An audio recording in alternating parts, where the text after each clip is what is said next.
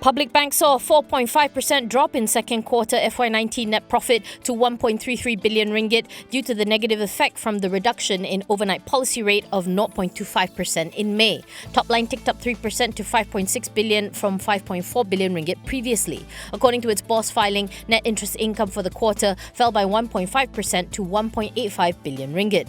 Gross loans grew by 13 billion or 4.2% to 323.7 billion ringgit, driven by property financing and corporate lending. For its half-year report card, net profit fell 2.1% to 2.74 billion ringgit, while revenue grew 3.5% to 11.2 billion ringgit. While Chairman Emeritus and Advisor Tan Sri Teh Hong Piao acknowledges that the banking industry is becoming increasingly challenging, he says that Public Bank's effective cost management has helped to cushion the blow. For its overseas business, Teh says that the group will continue to focus on growing its retail banking business by tapping on growth opportunities in Indochina.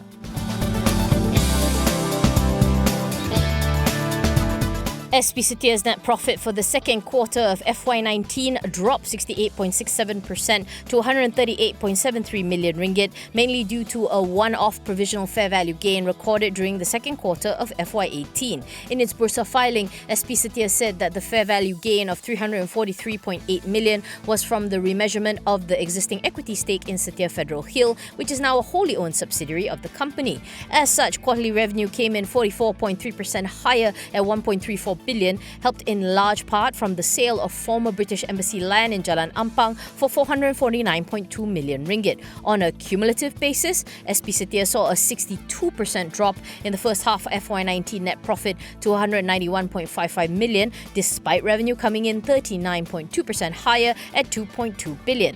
According to President and CEO Datuk Khor Chap Jen, the group has revised its sales targets for FY19 from 5.65 billion to 4.55 billion, citing uncertain macroeconomic conditions and the still subdued property market. However, given the property firm's planned pipeline of launches anchored by 46 ongoing projects with a collective GDV of 144.52 billion, Khor says that prospects still remain positive.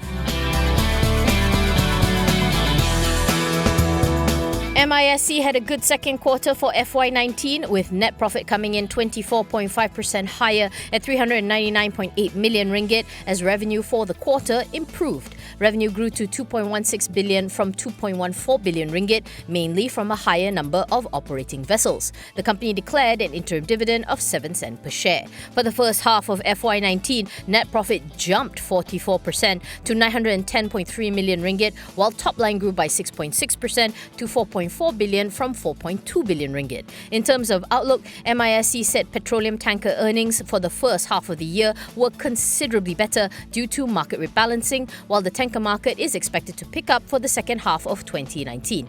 However, it warned that continued OPEC-led oil cuts, geopolitical risk in Iran, and the recent spate of tanker attacks could affect shipping volumes in the short term.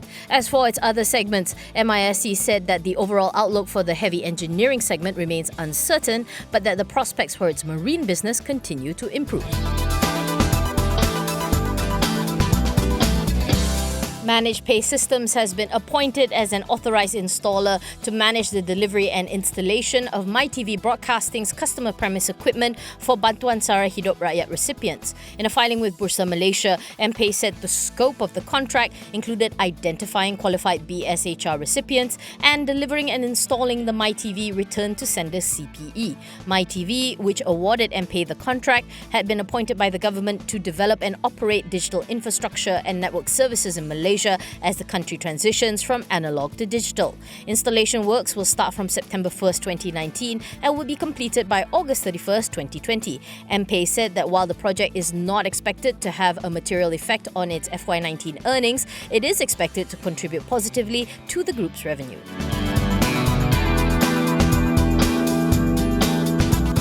Some 7 in 10 workers in Malaysia are concerned about not receiving necessary training for jobs in the future, according to a new study by Skillsoft.